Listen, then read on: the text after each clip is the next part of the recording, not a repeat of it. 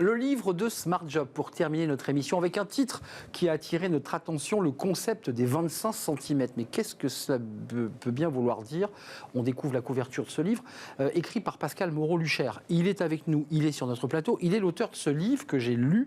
Vous êtes chef d'entreprise, vous êtes dirigeant de cabinet de chasse de tête, de talent, vous avez eu plusieurs vies, et ce livre est à la fois passionnant. D'abord, commençons par le début, 25 cm. Vous vous êtes bien amusé en écrivant le titre, j'imagine. Tout à fait. Qu'est-ce que vous avez voulu nous dire dans ce titre? D'abord, merci Arnaud de m'avoir confié, ça me fait grand plaisir.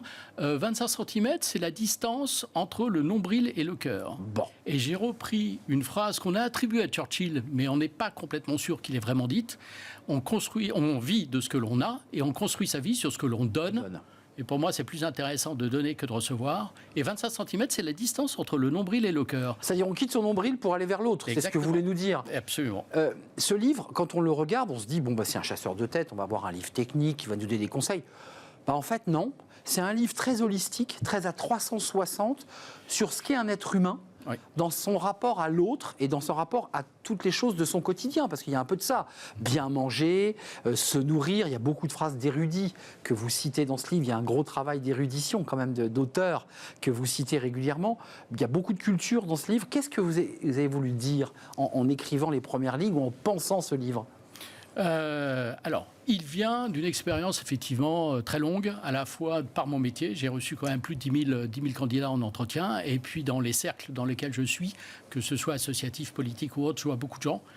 Et je ne vous dis pas que les choses me désolent plus qu'avant en ce moment, mais la période est difficile. Et je pense que c'est plus intéressant l'altérité est très intéressante parce qu'elle vous permet de vous enrichir. On s'enrichit avec la différence et non pas avec la ressemblance. Sinon, vous regardez dans un glace et tous les matins, vous dites « Ah, je suis beau ». Bon, ce qui me concerne, c'est pas vrai. Ce qui est vrai. Mais je m'enrichis avec la différence. Et puis, ce que j'ai voulu dire, une chose très simple. On estime peu ou prou à peu près à 100 milliards d'individus le nombre de personnes qui sont arrivées sur Terre depuis que l'homme est un homo sapiens.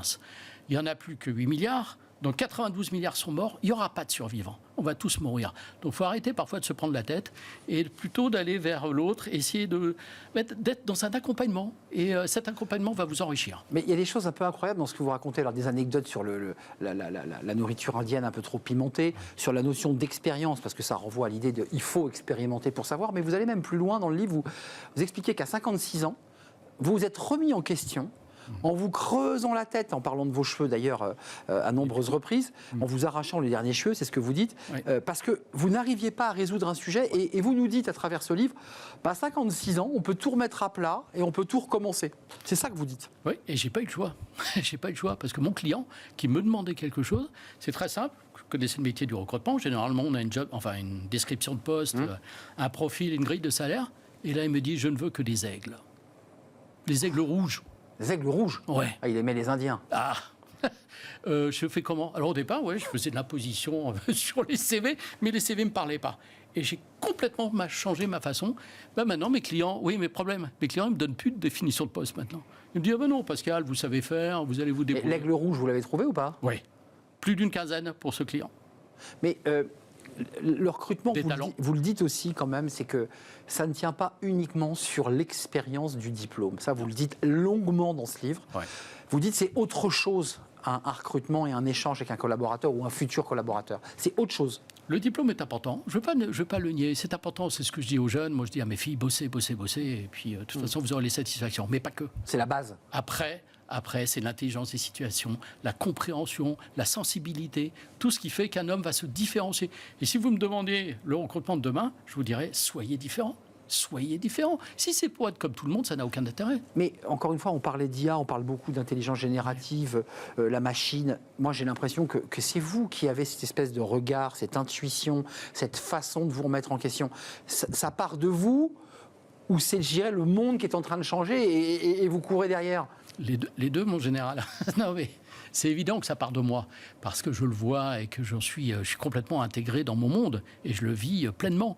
Mais je le vois aussi changer, évoluer. Et si je reste avec un rétroviseur, ça ne veut pas dire que le passé n'est pas important, qu'on soit bien d'accord. Moi, je ne dis pas à bas le passé. Non, au contraire, on se sert du passé pour réfléchir au présent, agir pour que demain soit meilleur.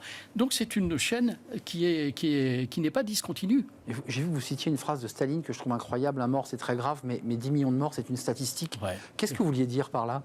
Ça veut dire qu'un mort, c'est un drame pour une famille, mais quand on commence à avoir des vues, allez, je vais être méchant,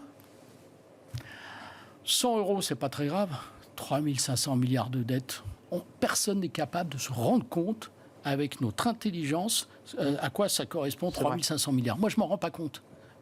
Oui, mais pour nos enfants qui arrivent et nos petits-enfants, ils vont vivre comment avec ce poids de la dette?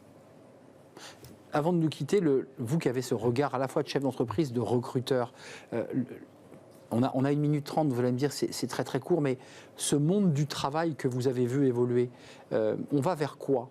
On va vers moins de travail, un travail fait différemment ou plus de travail? J'espère plus de travail.